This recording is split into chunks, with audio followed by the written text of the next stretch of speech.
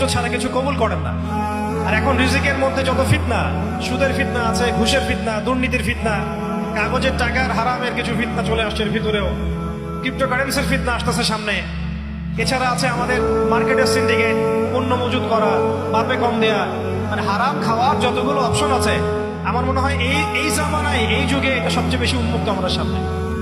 তো হারাম খাওয়া সহজ, হালালে চলা একটু কঠিন, তবে হালাল খাওয়াটা অসম্ভব নয়।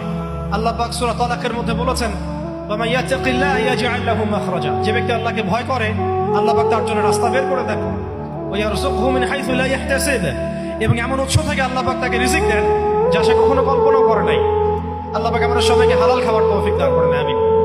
8 নাম্বার এবং 9 নাম্বার একসাথে বলে শেষ করছি, সেটা হলো আমাদের প্রত্যেককে কমপক্ষে পার্ট টাইম দাওয়াতের কাজ করতে হবে। দাওয়াত এবং তাবলীগের কাজটা এটা এখন আমভাবে সকলের উপর বর্তিয়ে গিয়েছে। এটা ব্যাপারটা এমন নয় যে ওলামায়ে কেরামগণ দাওয়াতের কথা বলবেন, তাবলীগের কথা বলবেন, আমাদের উপর কোনো জিম্মেদারি নাই, ব্যাপারটা কিন্তু এমন নয়।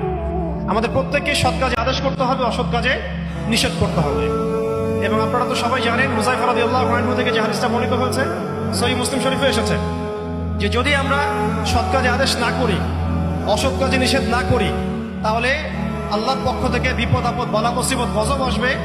এই সময়ে ওই কম দোয়া করবে, কিন্তু এই দোয়া আল্লাহর দরবারে কবুল হবে না।